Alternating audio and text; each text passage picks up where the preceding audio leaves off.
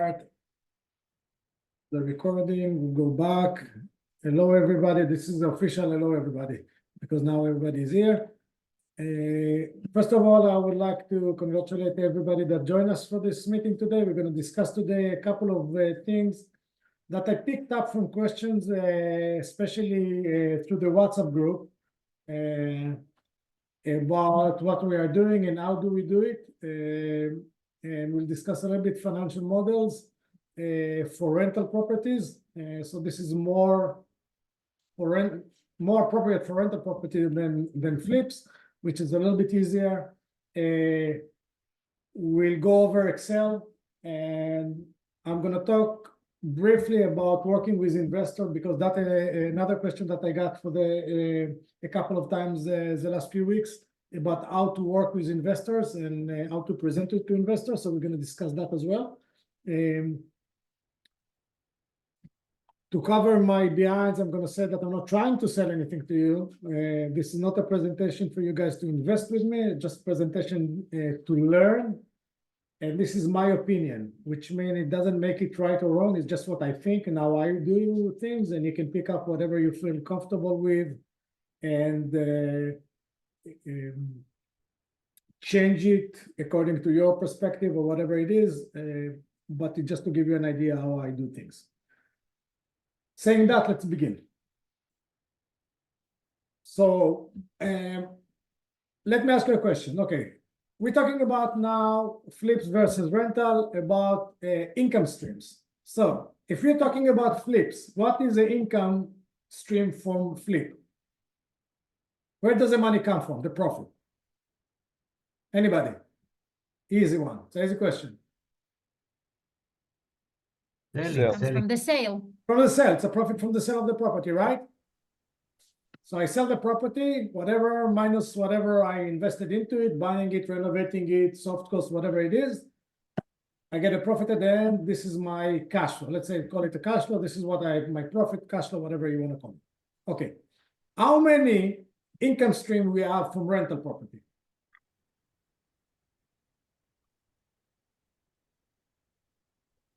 Any ideas? Draw. You should know this. At least two. At least two. Anybody else think differently? Other than me? The answer is three. Okay? The basic one. I'm not going to talk about that. So, if we're talking about rentals, we're going to have the rental income. So if I'm making more of my expenses, I have a positive cash flow. That's going to be one. When I refinance, I do a cash out, especially if it's more than what I paid for it. I'm going to have a positive cash flow from that as well, right? And of course, if I end up selling the property and then that's going to be the third one. So we have three income stream in the rental properties. So if you're looking for a good reason to do rental versus flip, this is by itself a good enough. You have three times the options to make money versus only one. Okay? So we have three rental streams coming out of a rental property. Question about that? Somebody doesn't understand or it's about, let me stop me and let me explain it. Everybody good? Good. I'll take it as a yes. Let's continue. So when we're doing a rental deals and we have multiple cash flow streams, okay? What we want to use to calculate the quality, let's call it the quality of the deal, how good it is in return perspective, what we're going to use is what I suggest to use is what's called IRR, internal rate of return. It's called שיעור התשואה הפנימית in Hebrew, and it calculates the annual return of multiple cash flow events. Okay, so it's not one cash flow. I bought it once and I sold it. That's it, like a flip. But I have multiples, and I'm going to give you examples in just a second. We're going to work with an Excel, and I'm going to show you the difference. So IRR going to evaluate what is equivalent to an annual return, but for multiple cash flow events. Okay? Can be a negative cash flow, by the way, not just positive. And what IRR does is it takes into consideration the amount and the timing of the payment. can we all agree that $1 that I'm gonna get today is better than $1 that I'm gonna get a year down the road? Can we agree on that? I'll take it as a yes. So if I want to put and to take it into consideration, I need to understand what is the amount, but also when I received it or I paid it. Okay, so that's exactly what IRR does. It takes the amount and the timing, put it into a very complicated formula, and what it's gonna spit out is equivalent to an annual return. Okay? You want to see an example? Okay, so let's do an example. And I prepared an Excel for you guys. Ladies, guys, ladies, everybody.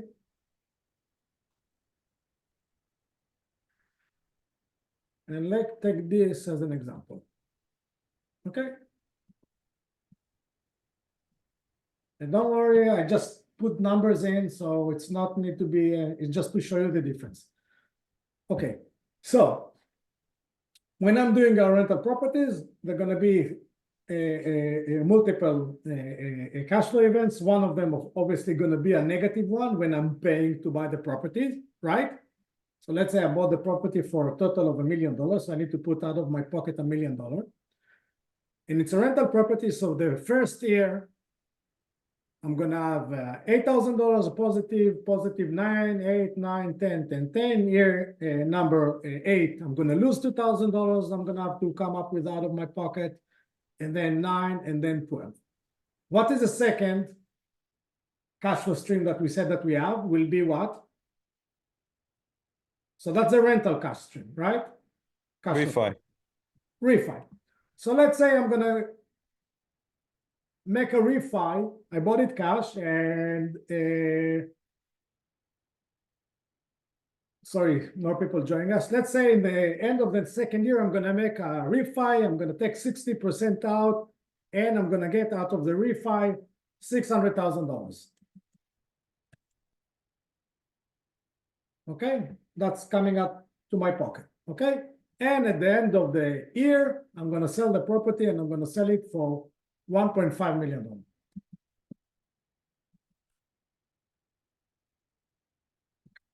Now we're going to calculate the IRR, the internal rate of return versus average. Average means I'm going to take all of them and I'm just going to split it to 10. So I'm going to do the average return. Okay, so the average return will be all of this, right?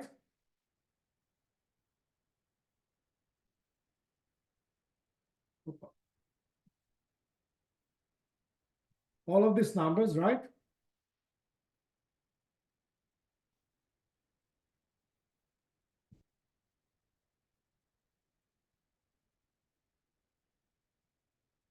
Divided by $1 million, because that's what I invested. We agree? Sorry, need to be percentage. And it's all they need to be because we want the annual, we're going to divide it by 10 years. Everybody clear until here? Nobody says no, I'll take it as a yes. But let's do the IRR. IRR is a very complicated formula. We're not going to try to do it by ourselves.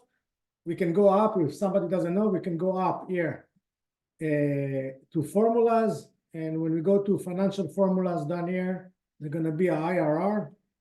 And basically all you're going to have to do is drag all the cash flow stream that we want.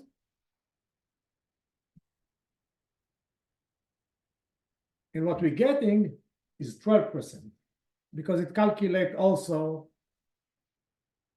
the negative cash flow.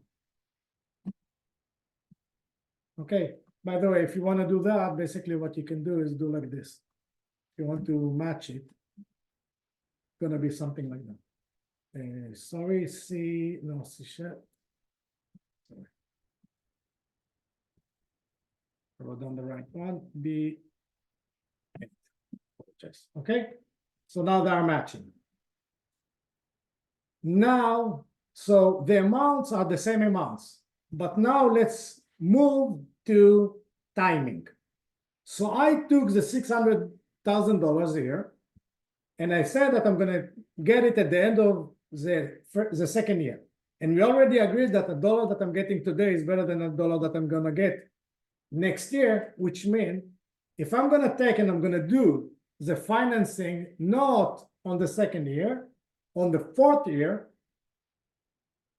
it should look different, right? So let's say I did the financing on the fourth year and I still got $600,000, so the amount didn't change. And what happened is that the average return, which doesn't take into consideration time, stays at 12% because the amounts didn't change. Only the timing changed. But what happened to the IRR? It went down because the money now worth less.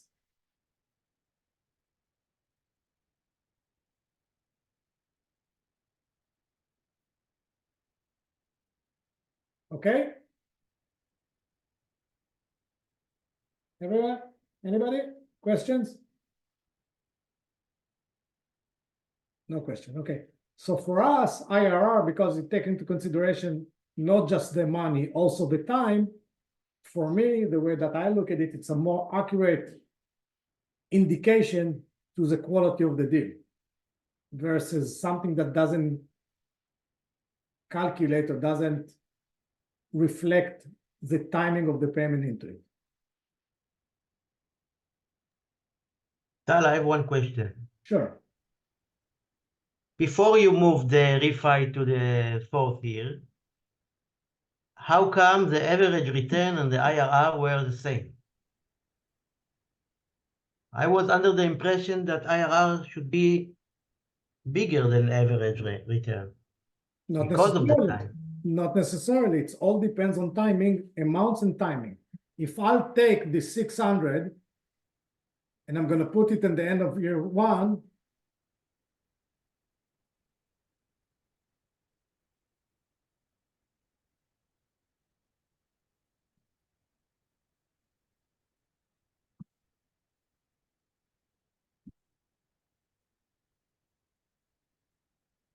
I don't know why I did what I did. 1 second. Sorry. Something didn't work here. Okay. It's going to be higher. So it's timing. If I'll take the $600,000 from here, by the way, I don't know why it's.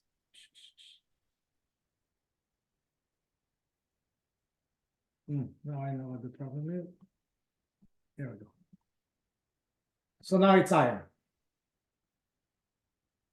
So it depends on the time. That's what I'm saying. You are right if the timing is right. And you are wrong if the timing, if I'll take it and I'm going to pass year number 2.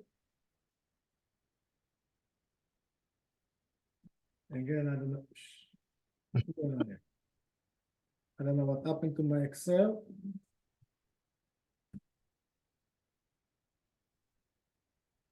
That's gonna be B7.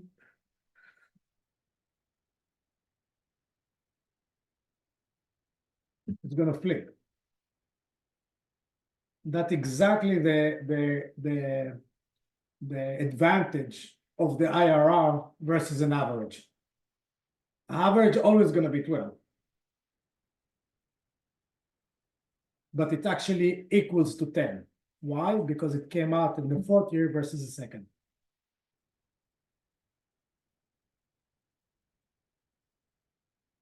I got plenty of questions, Tal. Start.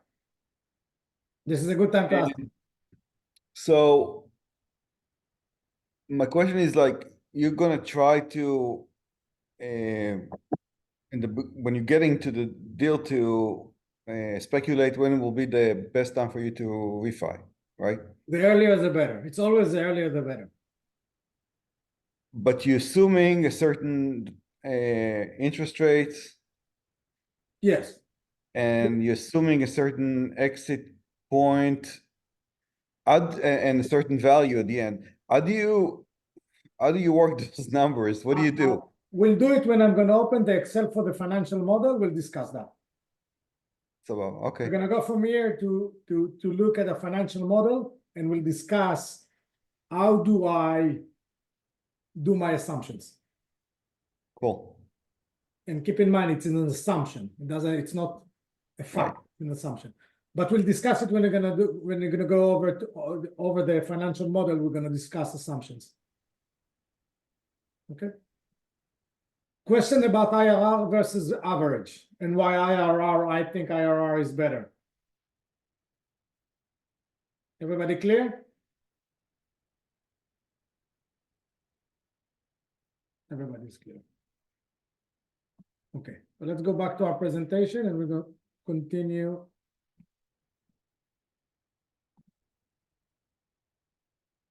Okay, so IRR calculate annual return over multiple cash flow events and take into consideration the amount and the timing of the payment. And we saw how timing affect IRR and doesn't affect average return. So what is a balanced deal?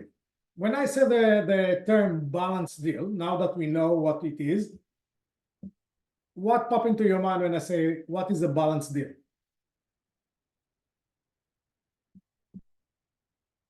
The average and the IRR are the same. Not necessarily. What if I plan to do something in the end of the second year and I'm ready to do it in the end of the first year? I will do it at the end. It's going to be better for me. And then the IRR are going to be higher because I got the money back faster. So for me, balanced deal means that it takes, first of all, it takes into consideration all three income streams. Now I don't necessarily need to do all three, but I need to consider the fact that I have three and what do I do with it. And the second thing that I will consider is that no mishap in one of the income stream jeopardize the deal. So I'm going to use flip as an example. Let's say I buy a flip, everything all in 120, and I think that I'm going to sell it for 180. Okay? And something up to the market, and I went down to 150, and with all my expenses, I didn't make any money. So one income stream, sorry my language, screw the deal, right? In rental properties, I have three income streams. So first of all, I want to use all of them if I can. And second, I want to make sure that I'm not in a position that one of them, if something happened to one of them, I'm in trouble. For me, that's a balanced deal. It's balanced correctly between all income streams. It can be the effect doesn't need to be equal between the three of them. But I don't want any of them making a good deal to a loss. So I can good deal to less of a good deal, but not a disaster by itself. Make sense?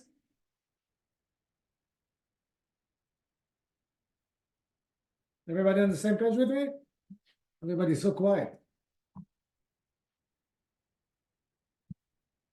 And the last thing that we're going to look at, because after that we're going to go to Excel and we're going to go to the presentation.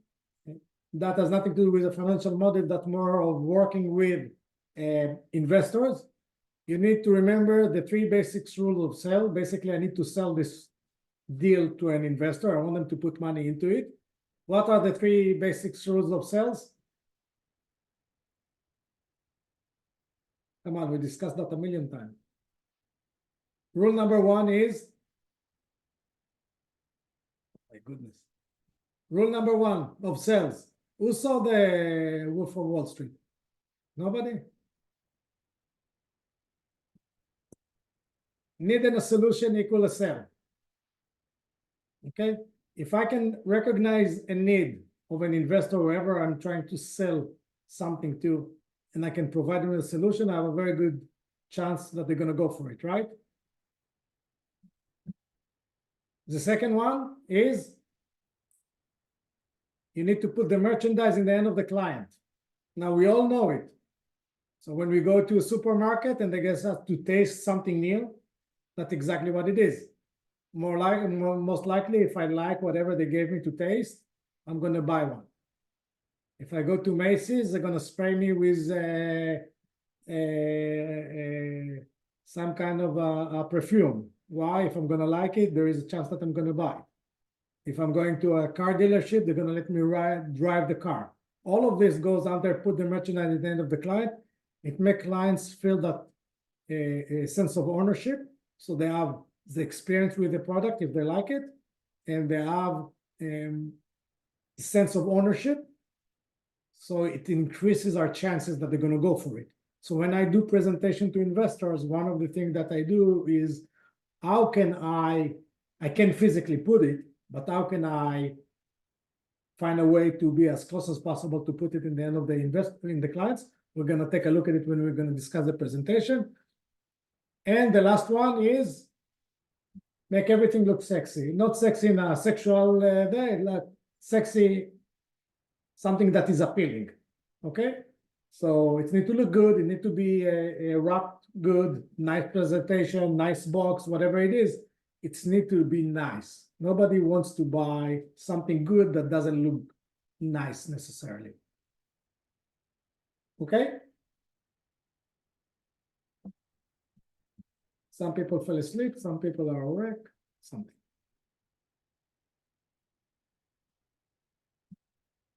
Working with investors, there are no rules. One of the questions that I was asked this week was, what is the rules, or how do you work with investors? So you need to keep in mind there is no rules working with investors. As long as it's legal from legal perspective, there is no rules. If you and the investor agree on something, this is what it is. So it depends on the deal, it depends on the investor, it depends on you. There is no rules. It's an agreement between two parties, and whatever you guys gonna agree, that's what it's gonna be. Remember the terms loss aversion. Anybody knows what loss aversion is? No.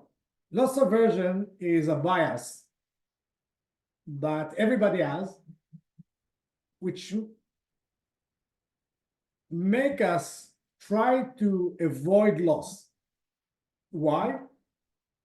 Because studies show that loss, the effect on us is greater than win. So to lose $100 affect us much more than finding $100. Even the fact that the amount is the same. And a lot of investors, when they're looking at the presentation, one of the things that is in the back of their mind is, and I'm sure all of you, is how do I make sure I'm not losing my money? And this is something that if you want to make a presentation, I recommend you find a way to address it and directly, and not leave it as something for the investor to, he will understand. No. This is something major that need to be addressed. That, okay, this is how your money is protected. From legal perspective, from financial, whatever it is, this is something that need to be addressed. I think, again, everything here is my personal opinion, need to be addressed directly. And of course, when I'm working with them, I'm going back to my 3 rules of sales. I'm going to base everything that I'm going to do on that 3 rules. And we're going to see it in the presentation down the road. All I'm doing now is giving you a preparation to what we're going to look, what we're going to see. Okay? Everybody cooperative. Yes, everybody's okay. Great. Let's go now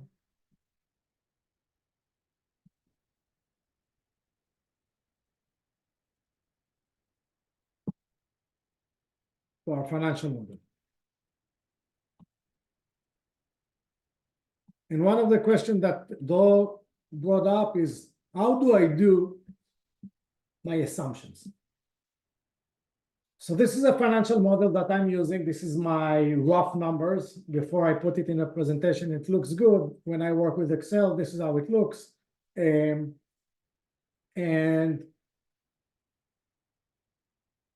some of you maybe probably had the chance to see it before. The first thing that when I'm building a deal is I'm looking at my assumptions. Sometimes the assumption gonna come out of experience.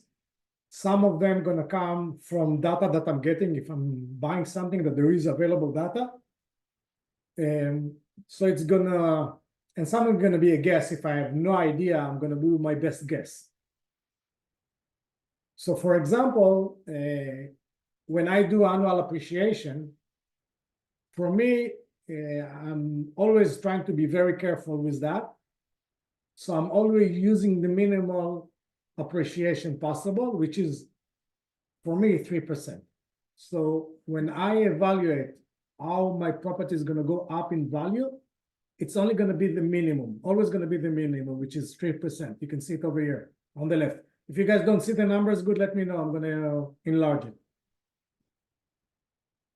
If I'm asking myself, how much can I increase? I came to New York in 2008. In 2007, but I was here in 2008.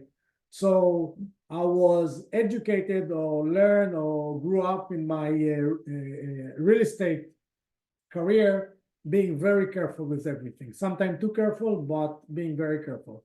So I like to do all of this assumption, be very careful with it. So for example, rent increase, I always do the minimum. In this case, the minimum is 5%, which is what is legal in New York State, where I usually work. So upstate New York, the most that I can increase my rent to an existing tenant is 5%. So even the fact that sometimes I can take a tenant out and replace it with a better paying tenant, in my financial model, I'm going to use a minimum, which is I'm stuck with this tenant and I can increase it more than 5%. Okay?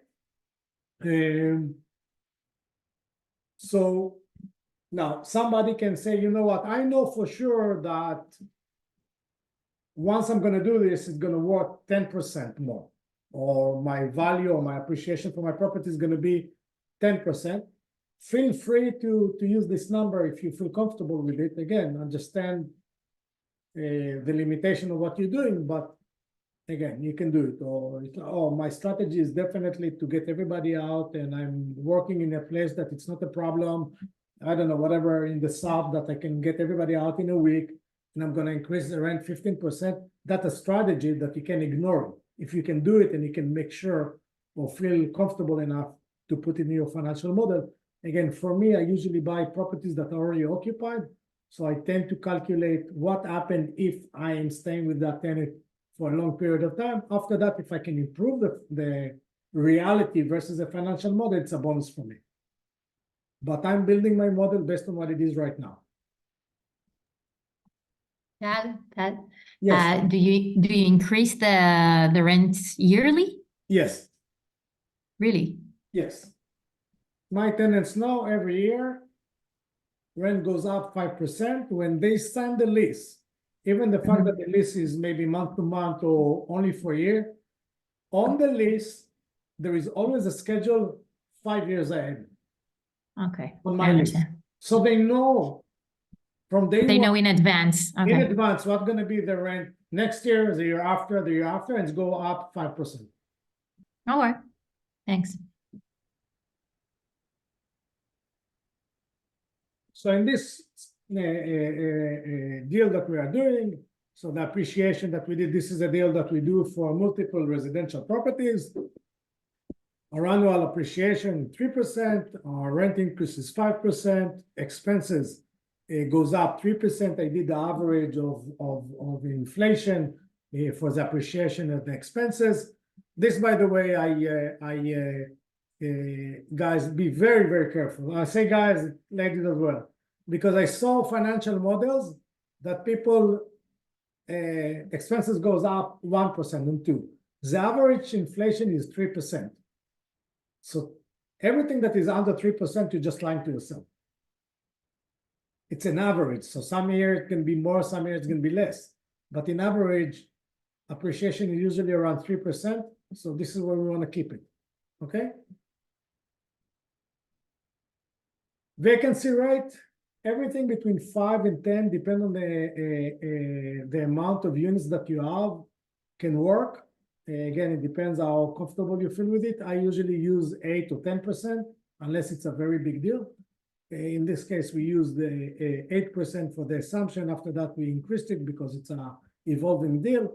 But we put down payment doesn't matter right now. And this specific deal, the idea is that we're going to pay around $65,000 a door, and we're going to get around $1,200 rent per door, which is a very aggressive numbers.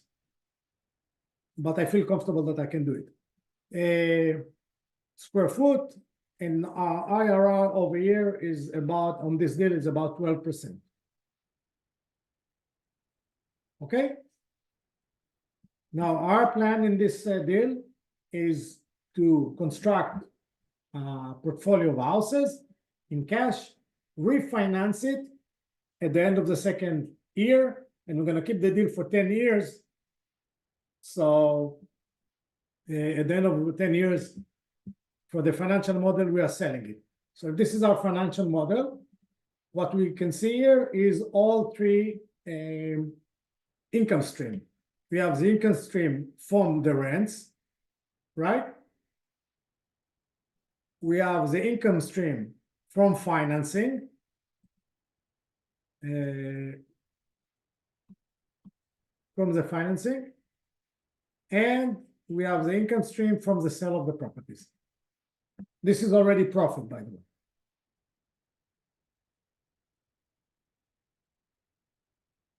So I put into consideration all three income streams that exist in this deal.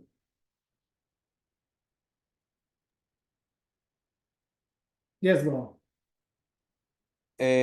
Those refi events, are they balloon? But Uh, it's about, you ask if it's a balloon loans? yes. Usually, yes. So do you see that event here? Do you put it No. into? No. And I'll explain to you why. This balloon is for 15 years. So the maturity is after the end of the deal. If I I see. put a 5 years balloon, I will agree with you. You're gonna have to put it in. But today, when I'm taking, this is one of the things that we discussed when we discussed when we said, how do I build my assumption? Part of it is experience. So for example, I'm now financing something very similar, and it's a 25 years balloon. Either 15 or 25 years balloon.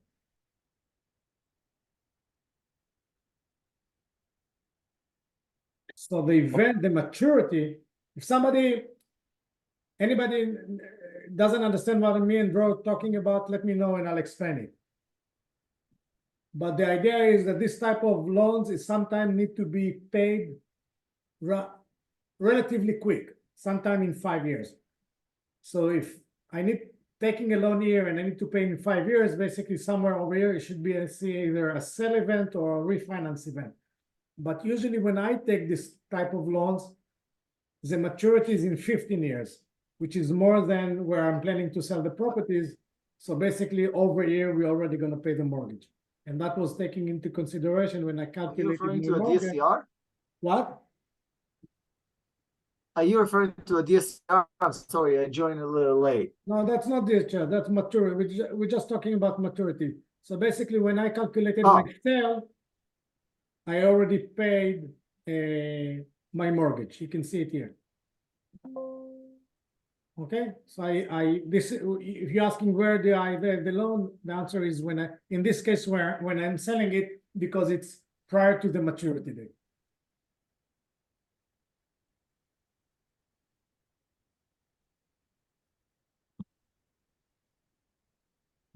Okay, so I'm buying this loan in cash.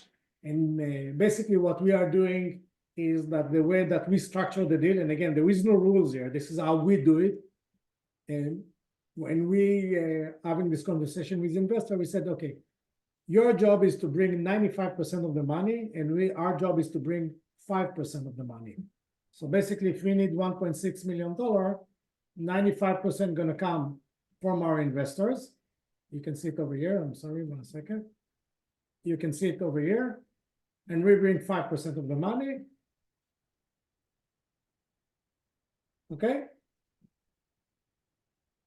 And then the next thing that I'm gonna put in my assumption will be my loan terms. Okay? Now, the loan terms are based on what I know today that I can get. And I'm trying to be very careful. We'll see how I'm being careful with it. So for example, in this case, we said, okay, the value of the property is going to be 2 years down the road, 1.545. Okay, I'm going to take 75% at 25 years amortization. Okay. For example, I got a LOI last week with 30 years amortization, which means my payment is going to be lower. But still, I'm being careful here. My payment, I make sure that my debt service is good enough.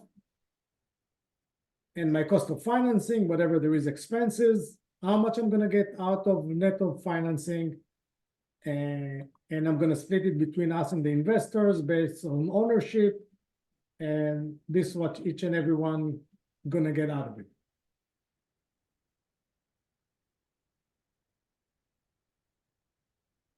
Okay? Everybody, anybody, questions? No. And the last thing that I'm gonna say is the sell.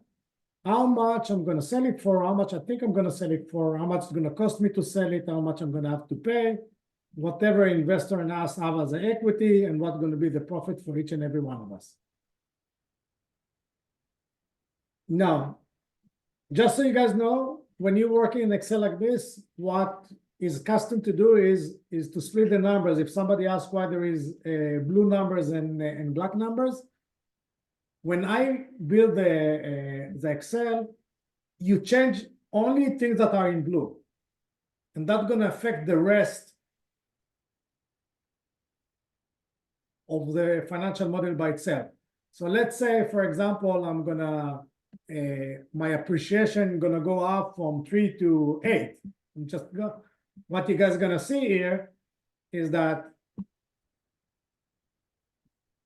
the value went from 1.5. It's already automatically calculated what's going to be the value of the properties 2 years down the road. And it went from, I don't know, remember what was the number, to about $3 million. So the Excel calculated by itself, only by me changing the appreciation, how much per year appreciation there is. So I don't need to change it manually. All I need to change is like, okay, I'm going to change it from 8 to 3. So we don't touch anything black, even the fact that we're going to do it down the road. But only the blue stuff.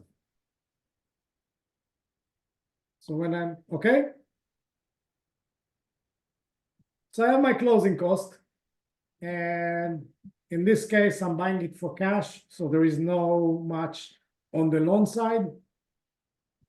I have my title insurance, I have my legal fees, how much the LLC cost me, and the rest of the stuff cost me to close a deal like this, all of it in cash, about $30,000, $32,000.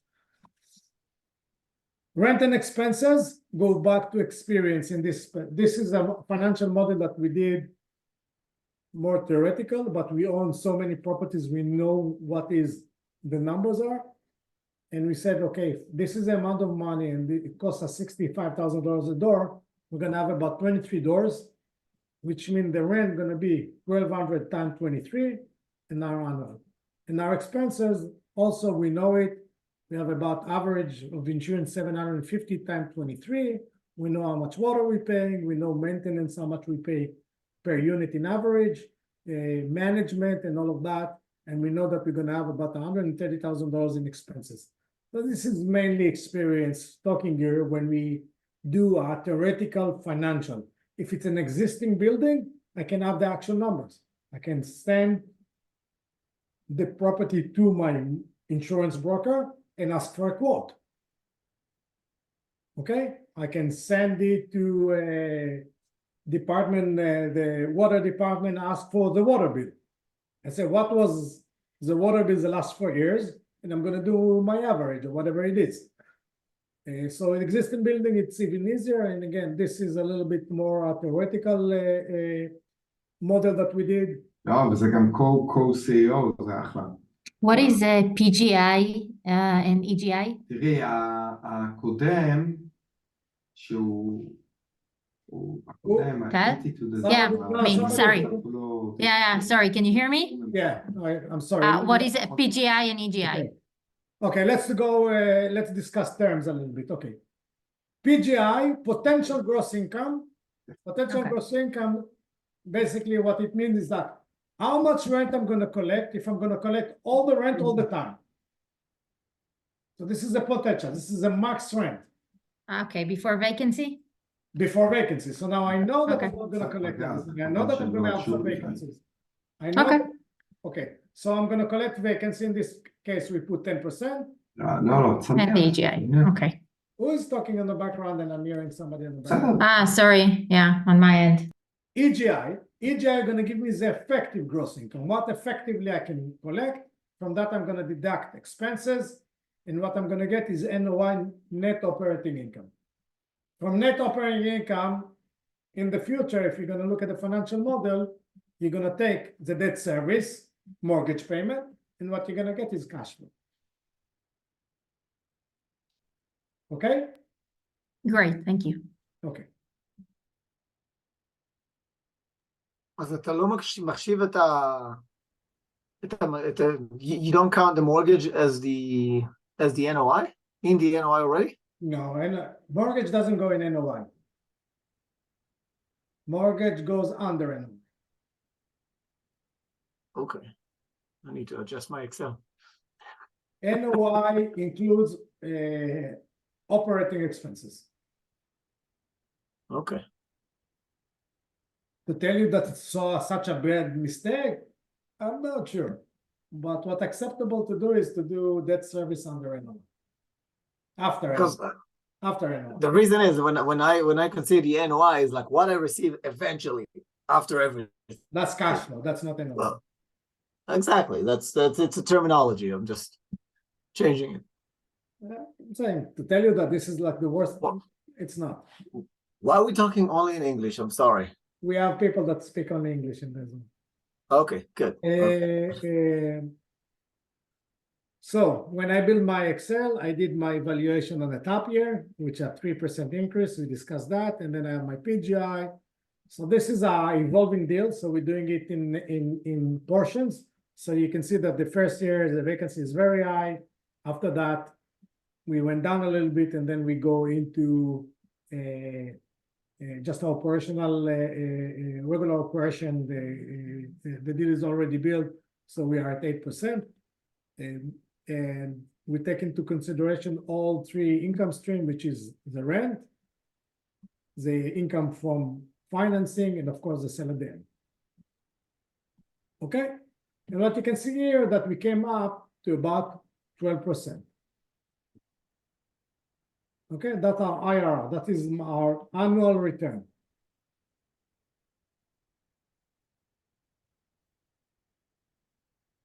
Okay. Now let's go back to what we discussed with investors. And we said that we're gonna have to discuss, and when we are talking with, there is a question about the Excel. Anybody want me to go into more detail into Excel? Because the last time we did it, that took 2 hours by itself. Anybody wants to discuss the Excel a little bit? Any question about the Excel itself? One question about the loan. Yes. The debt service, it includes principal and interest rates or only interest rates? It depends on the loan that you take. In this case, the answer is yes. So if you want to calculate it, basically what you do is you're using PMT. It's a financial model under formulas. You have financial formula, you have PMT. And PMT going to calculate for you what will be your payment, your monthly payment, and then you can do it for yearly, or you can calculate it yearly. If you want to know how much you're going to pay in a certain amount of time, what you can do is an amortization schedule. So I have it over here. And in this case, I know that if I took the loan based on I took the loan here, right? On the second year. So how many years I'm going to have to pay the loan? 1, 2, 3, 4, 5, 6, 7, 8 years, right? 8 years, how many months is that? 96. 96. So I did my amortization based on 96 months. And I said, then end of the 96 months, I'm going to pay in principal $183,000. So I know at the end how much out of my payment are already. By the way, building an amortization schedule is one of the easiest thing to do. You can go online to YouTube, very easy to build an amortization schedule. So if you're doing 5 years, you're gonna go back and you know, okay, that's 60 months. If I'm doing 8 years, that's 96 months, or whatever it is. There you see I marked here, where is the 6 years? The 5 years.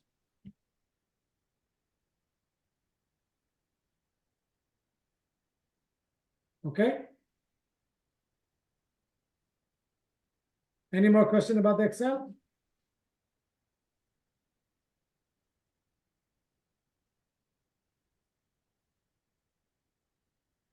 Okay. So now let's go back to what we discussed with working with the investors about that. I feel that we're running faster than expected, but it's okay. I used to do originally with, okay. So we said, when we are working with the investor, we need to remember the 3 things. One, we need and a solution, we get to sell, okay? So when we going and we are having a conversation with the investor about what he's looking for, we need to understand if our deal even can provide a solution for him. For example, I have investors that say, I want a short-term deal. Is this deal a solution for them? The answer is no, because this is a 10-year deal. So that's not going to be. So probably if I'm going to now do my presentation to them, and then what they're going to tell me, it's a very nice deal, but no. I'm not going to say wasted my time, but I invested my time barking the wrong tree. So when I'm coming to an investor or potential partner in the deal, one of the things that I need to understand, or it's better for me to understand, is more or less how can I even provide him a solution. And this is a lot of it is communication. If I know them and they know me, they know what I do, it's easier, obviously. So let's say somebody that come to my Zoom for the last, I don't know, 2, 3, 4, 5 years, they know what I'm doing. So if they come and say, Tal, I'm interested, more likely they understand what type of a deal I do. If this is something that come out of the blues, and some people approach me out of the blue and like, hey, do you have a flip? This is not what I'm doing. So we need to understand that we can even offer them a solution to what they are looking for, what their needs are, okay? And of course, that when I'm going to do that, I'm going to try to put it in their hand. We'll see how I do that when you're going to go down to the presentation, and the presentation also going to be nice. But what was the second thing that I asked that we need to remember? Thing that's called a lossy version, right? So for me, when I'm doing a presentation, this is one of the first things that I want to take off the table, this feeling of the investor, or, oh, I'm going to lose my money. I want to put it away so his mind or her mind going to be clear in focusing on the deal. And now it's going to benefit them. So we're going to do a trick here, and I'll show you what I do. But for that, I need a little bit of your cooperation, and I want you guys to write me in the comments, in the text, this deal is a 12% deal for the investors. What will be the minimum for each and every one of you that you're gonna say, it's not 12%, but it's worth my time? What is gonna be the minimum return that you're gonna say, I can live with it? Okay? And the reason that I'm doing it with you is that's exactly what I'm doing with people that come into my presentation. What will be the minimum amount, minimum return that you say, it's not what I expected, but I can live with it. It's okay with me. Write me numbers while I'm putting my presentation up.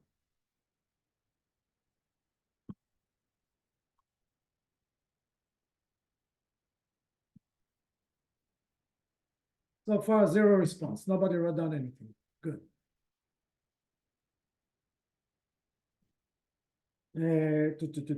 Two.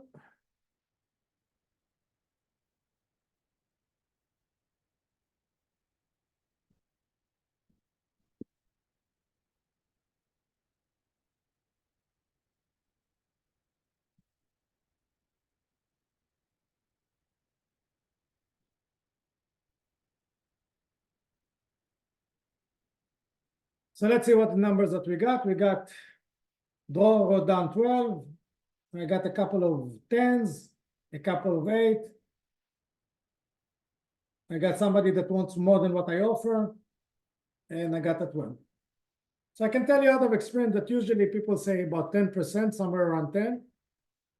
That is the minimum that it's worth their time, and they can live with it even if nothing went. And what I'm doing here now is I'm starting this. This is my presentation. And basically what I'm doing with them, I say, okay, so this is our challenge. We try to find a deal. This is our solution. Remember, we said solution, needs and solution. We're going to build a very stable deal with a nice cash flow and a robust IRR. And the first thing that I'm going to put is I'm going to put it in the end of them, and I'm going to say what you should expect is a 12% IRR. This is the first thing that I'm putting it out there for them to feel, oh, this is good for me. But my next question will be, let me show you why I like this deal. And I'm asking the question that I ask you, what will be the minimum that you can live with? And usually it comes around 10%. So as I said before, for me, I'm addressing the loss aversion, the first thing. And I'm going back at this point to my presentation, to my Excel. And I'm going to address mix-up in all of my income streams. You guys see the Excel? You guys see the Excel, right? Yeah, we see it. Okay. And I said, our plan was to buy each door for $65,000. But let's say that we can do it. It's going to cost us $75,000 each door. What happened to my IRR? So now I spend more money per property than I wanted. Still around 10%, right?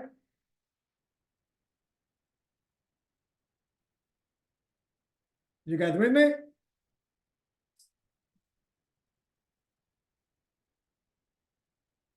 I'll take it as a yes. What is going to cost me $80,000 a door? I'm still around 10%. So even if I'm going to pay a little bit more, not a big deal. We still, if you're going to be forced to pay a little bit more, it's not such a bad thing. We can still make it around 10%, which is for most people somewhere around the minimum that like, oh, it's still good. It's not too bad. The next thing that I'm going to tell them is, where is my next income stream? It's a refinance, right? Let's say the bank not going to give me 75%, they're going to give me only 65%. What if you're going to give me 60? or even 50.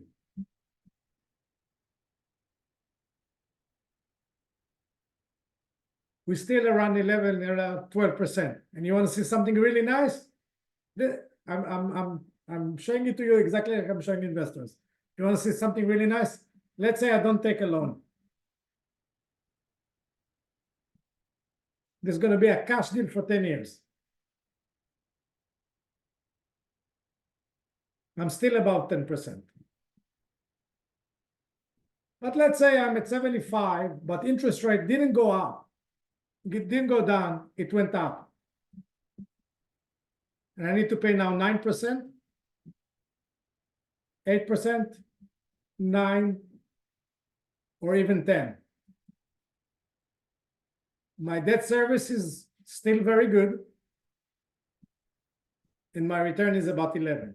So even if 2 years down the road something doesn't work the way that we planned with our financing, we're still in a very good position with the deal.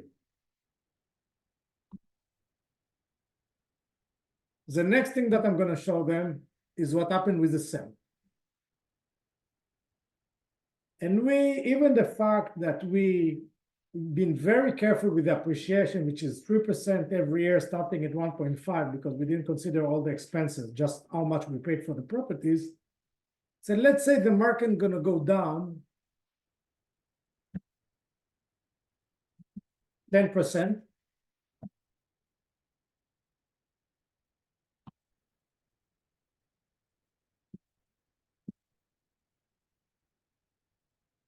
%,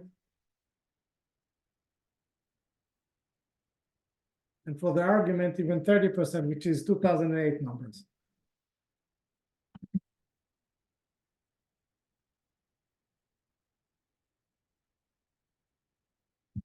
And still, this is the loss. You guys understand that this is a loss on what we paid.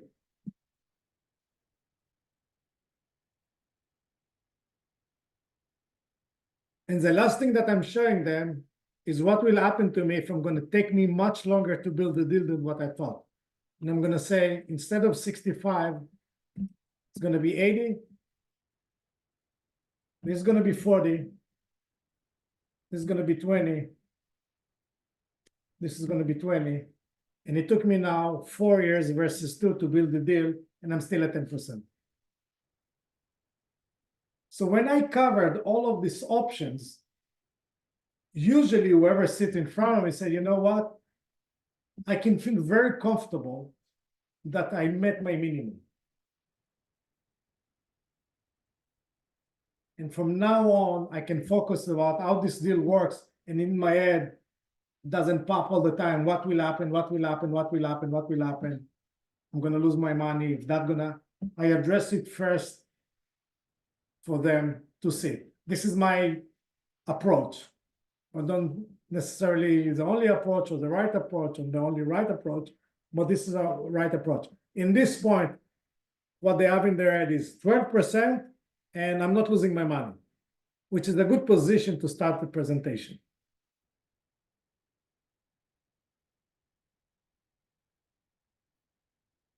Anybody disagree?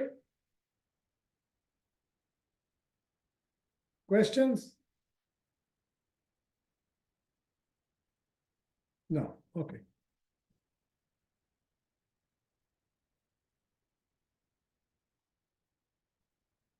Now let's go back to the presentation that I'm doing with the investors.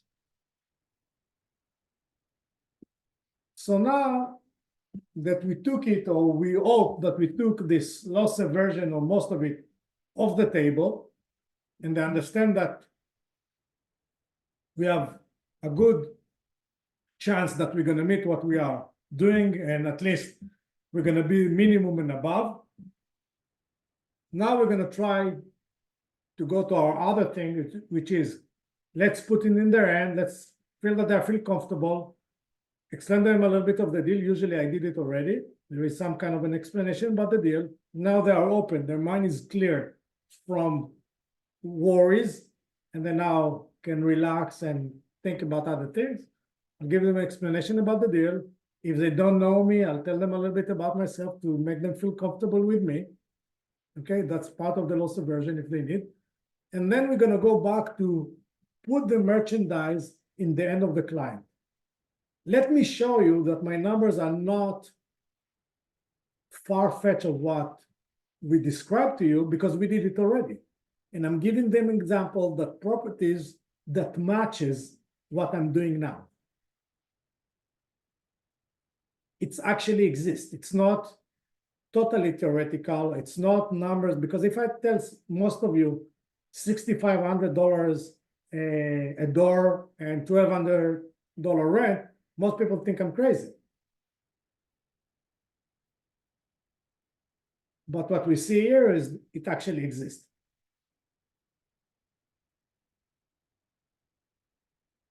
So I'm giving them a couple of examples of what properties that we did. In this case, in the same area where we're doing the new deal, the number exists. Does it match 100% to what I showed? No, this one costs $70,000. But in general, the numbers matches the Excel that we did. So the Excel is not just guess that we did over time. I know what we're talking about. And in this case, we shown them of an example, this deal that actually started. So here we are, we have some pictures of stuff that we actually did in part of the deal. Okay? This property, we just finished the renovation recently. Okay? A little bit of explanation of what we are doing in the renovation to make sure that they understand that I'm not getting into something crazy here. If somebody wants, some people want a little bit explanation about where we're doing it. In this case, it's in Rochester. I'll give them a very short brief why I think Rochester is a good idea. And I'm going to go over the number with them again to establish this 12%. Now I'm going back to what make them come here, 12%. How do I got to this number? And basically what I explained to you when I show you the Excel, I'm explaining to them right now. This is how much we need. This is how much we get. Make it a little bit clearer than Excel with a lot of numbers and everything. I'm just putting the points of what's important to me with them. Saying that, I'm very tuned to who is the investor. Some are not, doesn't care. Some of them wants more details. So I'm gonna stop. When you sitting with somebody, there is something called mirroring. Mirroring means that I'm gonna match the person that I'm sitting. Some people say to me, Tal, I don't care. I'm giving the money to you, do something with it. Details are less, I'm less concerned about the details. And some people are very detail oriented. And sometimes my presentation is not detailed enough. I need to go back to the Excel. Some people don't care about the numbers. Most of them not going to remember the numbers. But I put on my presentation, again, out of experience, what usually people want to see. And then I'm going to adjust it when I'm talking to the person. What other materials do I need to bring up? But based on what they want to hear, not what I want to say. And this is probably the biggest mistake that presenters do. It's like, this is what I plan to say, and they stick to it, versus who do I sit in front of and what matches what they want to hear. I'm not lying to them. I'm just filtering the information, the accurate information to what interests them. That make any sense?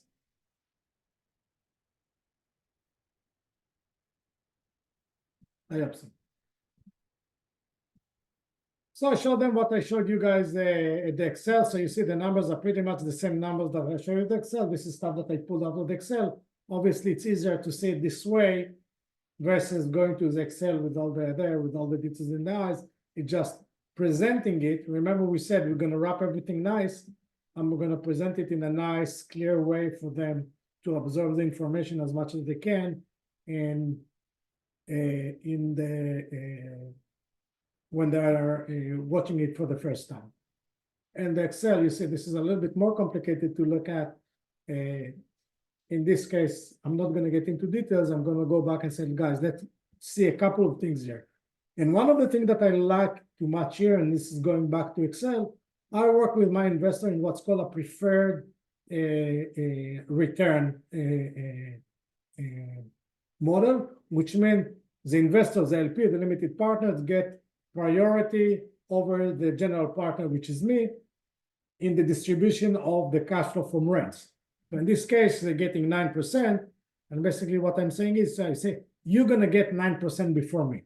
So then first 9% on your money goes to you. So that's what I try to focus here, is the fact that they are getting their money first, about the refinance and how much money out of their investment will it be. And of course, at the sell at the end. And basically what I did here on the bottom is I broke the IRR to annual returns. So they can see IRR, they can see what is the average per year. But if they want to break it down to each year how much it is, they have it on the bottom line.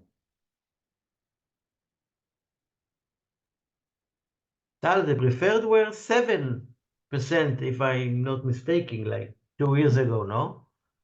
Again, it's based on the deal. In this deal, we decided to do 9. We wanted to elevate the return for the investors because the way that we do the deal, this type of a deal that we're doing require more patience for the investor. So we wanted to compensate it, and the way that we compensated is we gave them higher return, preferred return. Tal, if I'm an investor about to invest with you, What? I got a question from the perspective of the investor. I would ask, why do you need me? Why do you need my money? Because always with money for an investor, I can do more. It doesn't matter how much I have. If I pull more money, I can do more. But you I can have go $1 to the million, bank. I can do more with $2 million. But you can go to the bank. I always can go to the bank.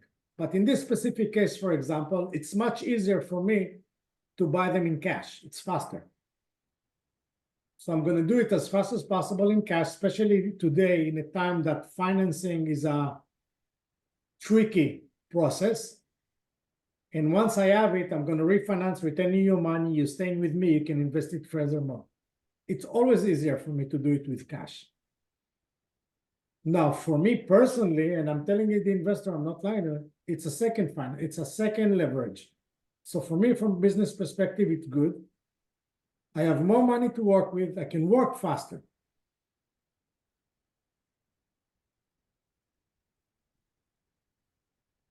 Make sense?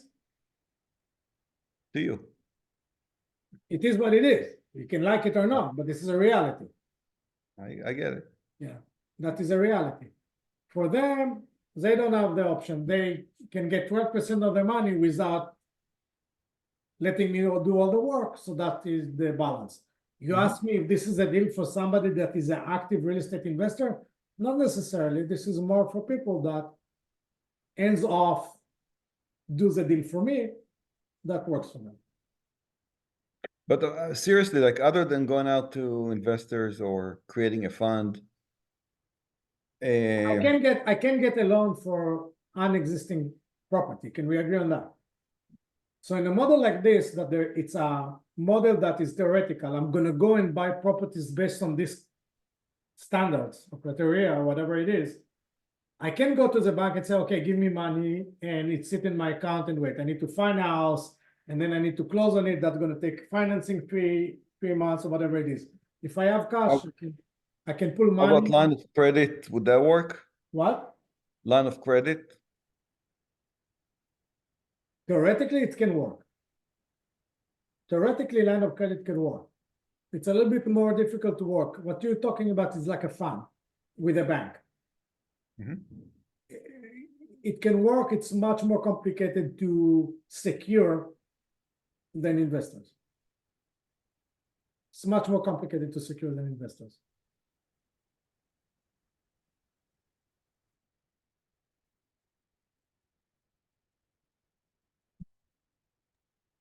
Okay. Tal, I have another question. Okay, you showed us in the Excel the duration of the deal, okay? But there are 2 points here. let's take to the left and to the right. The left side is how much time it takes you to buy the multi-singles that you buy, and time is money. And on the right side, how much time it takes you to do the exit. It could be 1 month, 2 months, 10 months, 1 year, depends on the market. Now, the longer it takes, I think the IRR is being harmed. You understand what I mean? Not necessarily, but I'll try. First of all, out of experience, we took 2 years. You saw that we calculated that we're going to do the financing at the end of the second year. So we said it's going to take us 2 years to build it. Okay. Okay. This is why, if you look here, it's 65% and 20%. So this is why Okay. there is high vacancy, because I don't have these properties. This is the most vacancy you can ask for. And I Yeah. showed you in the Excel that I can go to 80 and 40, and I'm still good. Yeah. Another thing that I'm doing is to protect the IRR, like you said, is that I'm actually not raising the $1.5 or $1.6 million Mm-hmm. immediately. Is the way that I do this specific deal, not every deal works like this, is that I'm bringing a couple of investors, 100, 150, $200,000. I'm buying properties. Bring another $150,000, buy another 2 properties. Bring 150 properties. So this way, there is no money or too much money sitting in the bank, not working. Because your main problem is, I'm going to put $1.5 million and it's going to sit there for 2 years, not going to work. I'm not doing it like this. I'm basically, this is a rolling deal that every time I'm adding a couple of investors, using the money for properties. Adding a couple of investors, using the money for properties, versus accumulate a lot of money that I have nothing to do with it, makes no sense. I agree with you. I see. So we And just on the exit side, on the exit side, again, if I know that I want to sell it at the end of the 10th year, Mhm. I know how long it's going to take me. I'm going to start probably at the beginning of the year. Yeah. And even if it's going to take me another year, it's no big deal. Because this is a rental property. It makes money. But if you sell, for example, two singles each month, okay, you have 12. You have 24. Okay? 2 singles each month, then the cash flow is going down, the income.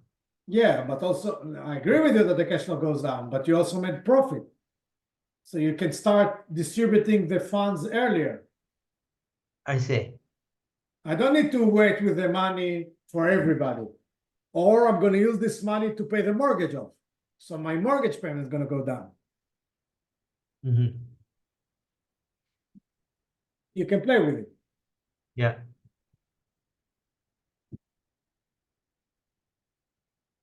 I can use the money to pay my mortgage goes down, my cash flow goes up. I can start returning equity to the investors. I'm paying the only portion of the mortgage to release that specific one. You know what our release is, right? I'm just releasing that property. So, okay, to release this property, give us $50,000. I sold it for 60. If I hear 50, 10 goes to the investors. Now I owe them $10,000 less.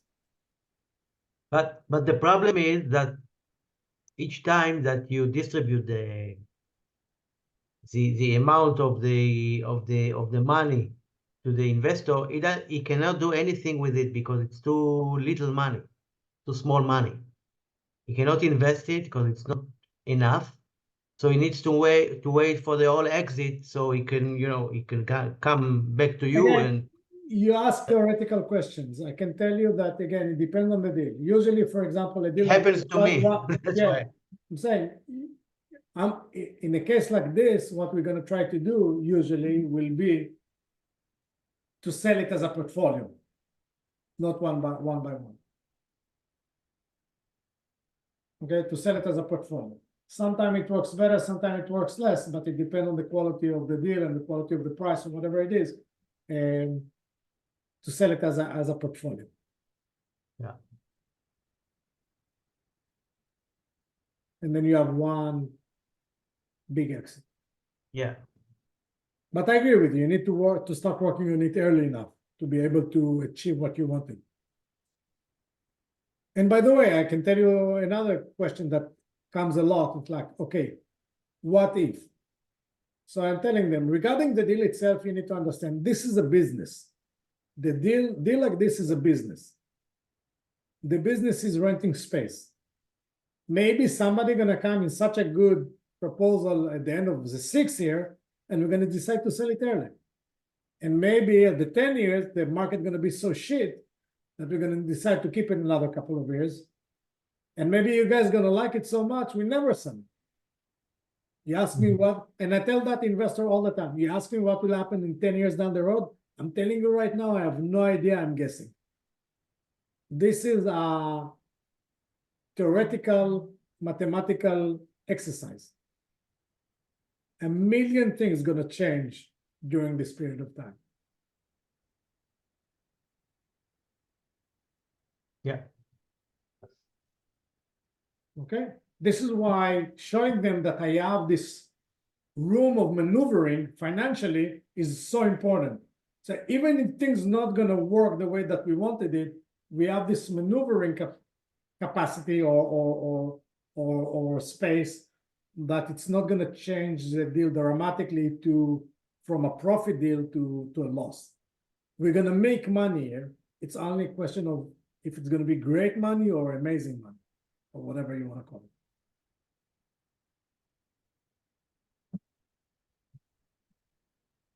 And we went back to, I'm putting them, oh, I want to finish more or less with these numbers in their head, so it's here nice and big in front of them.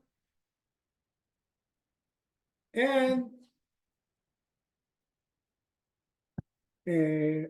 there is another. So over time, I got repeating questions. So what I decided to do in my presentation is to put some of the repeating questions up front, so they're going to save them the time. And one of the main questions that I get from a deal like this is what happened? What is my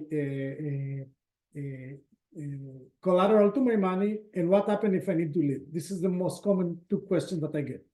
So collateral is ownership. Okay, so I put it out there. Again, always I want to put, I know what you're gonna ask. I know what bothers you. Here is my solution. Okay, remember, need, solution, sell. If I answer the needs, probably gonna give me a positive answer in the end. Okay, so, and the second question that got is, I can get you out if you need. I have a mechanism in my, and I'm not going to get what is a mechanism, but in my operating agreement, in the agreement when you join, there is a mechanism that I can get you out if you need to get out in the middle of the deal because something happened and you need your money.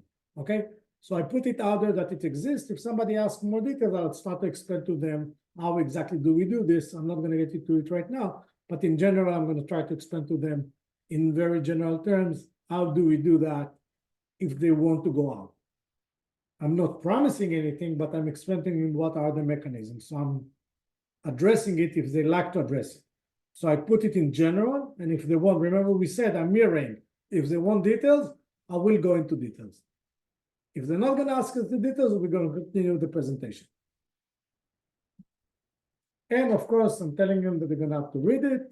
And what is my next step? Now I'm promoting him to do the next step, which is review the operating agreement, sign it. They choose to there. I'm try to see what I'm doing it, which is try to tunnel them to do what I want to happen, which is I want them to review it, I want them to sign it, I want them to wire the funds, and I want them to sit down and wait for their quarterly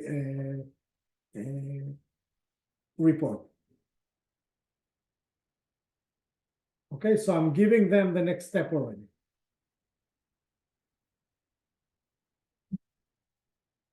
questions, not for you, for them. And of course, they know how to reach me because I'm already talking, but it exists. Another thing that I do, and if you guys not gonna have any more questions, this is gonna be pretty much the end of the presentation today. Another thing that I do is I do the presentation before I send the materials. So a lot of people say, "Oh, I have a deal. Send me the materials." They send you Excel or PDF or whatever it is. And one of the challenges of that is you don't know what they understand or don't understand from your presentation. So it's very hard for you to evaluate what was problem. What I started to do a few years back is to do the opposite. Said, if you like, we'll do the presentation and I'm going to record it. And after I'm going to record it and we do the presentation, I'm going to send you the presentation itself, but with the recording. So if you have any questions or you forgot something, you can go back to the recording and see what I explained about it. And that minimizes the misunderstanding about whatever I put on that presentation. Make any sense?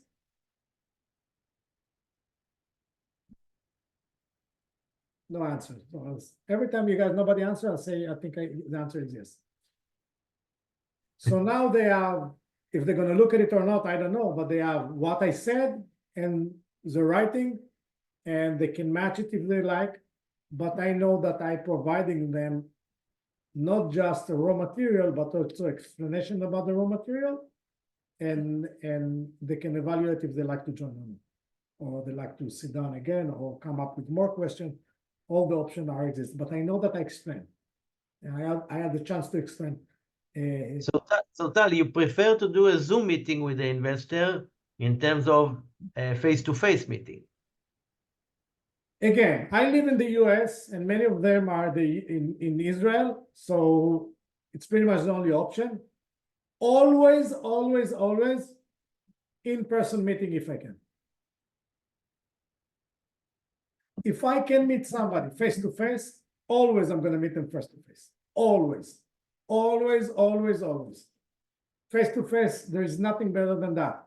There is nothing better than sitting in front of somebody, look in their eyes, see their body language, shake their hand, buy them coffee, whatever it is. It's always better than a Zoom meeting, and it's far better than just sending them something without any connection.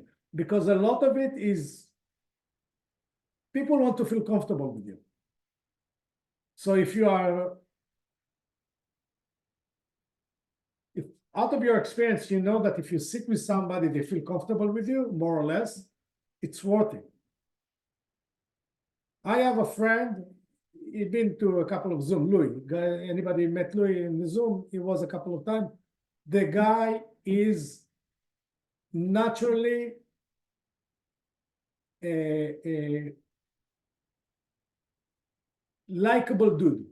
Everybody that meets him like him. Men, women, doesn't matter. You meet him, you like him. That is his biggest asset. Somebody like this got to meet everybody. Nothing over the phone, nothing over Zoom, nothing over. He's such a likable dude. Go meet everybody. If you are annoying or you're an ass, that's a different story. But if you know how to meet people and you know how to communicate and all of this, always, always, always personal meeting. If you can. Zoom is number 2, at least I can see them, but personal is better.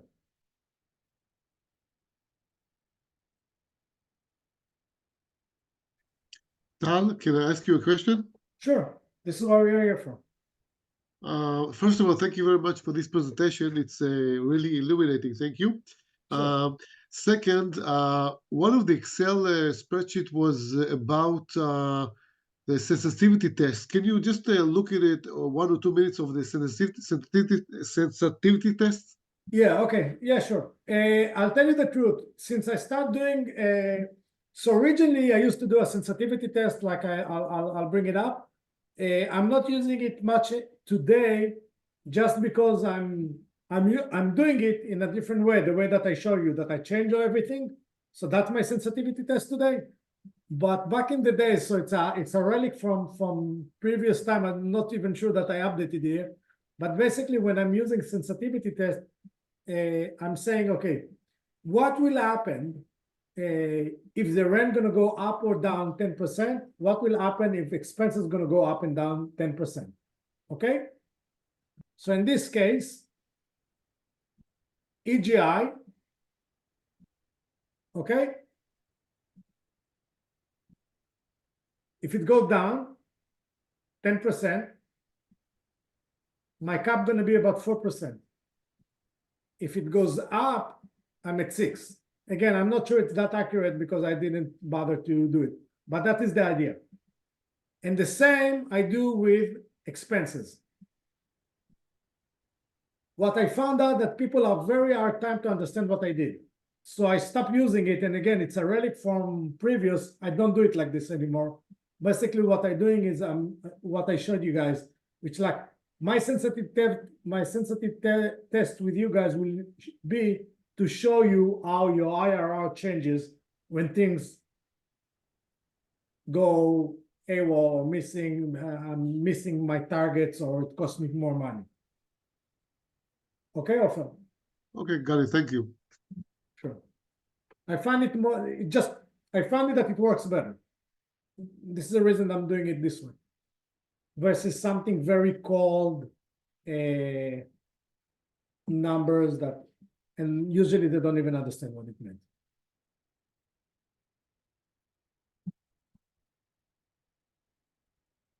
Another question? No. Okay. So we finished the presentation with the investor. We show them the deal that we did. We make sure that we can play with it. It's a very, very powerful tool if you can play with the numbers and show that the deal is stable. And after that, thank you very much. The next day or two, I'm going to upload it, the recording, and I'm going to send them presentation, recording, and I'm going to move them to the next. I'm already going to send them the operating agreement. So I'm promoting them to do the next step. If they like it or not, that's a different story, but I'm promoting them to do the next step. I'll give them a few days and I'll reach out if I'm not here back for them. You guys have any questions? So we keep communication. Okay? Let's say yes. One last thing before we finish. You need to remember, especially working with investors, that not necessarily they're going to say yes the first time, even if they like the deal. Remember, loss aversion is what leads people. So even like, oh, it looks good, but they found something bad. And here come communication as part of what you guys do. If you decided to work with investors, you need to be in constant communication with your clients, community, whatever you want to call it. More the CEO, more you communicate with you, more you engage, most likely in the future, somebody's going to say yes. So you can't just reach out to people when you want their money. Well, you can, but I don't think it's a very efficient way. So you want to communicate with them. Send them emails, whatever you feel comfortable. Some people send email once a year, like a newsletter, and once a week, like a newsletter. Some of them, like I do my Zoom meetings. I'm available on Facebook. People call me to discuss with me. So I'm always communication with my community, my real estate community, investor or other. And then over time, some feel more comfortable, and when they're gonna look to somebody that they know, that they feel comfortable with, more chance you have. So I tell a lot of, I don't like to use young because it's not an age thing, but people that start working with investors, you need to start to think in terms of communication, a regular communication. You can't just show up when you need the money. You need to, let's say I'm going to need the money a year down the road or 2 years down the road. The time to start working on it is now.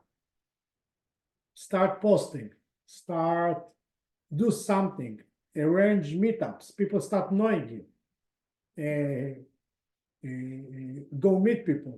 So when you get to the point that you need to react and say, listen, I have a deal, they're already, I'm going to use the word cooked, they're already cooked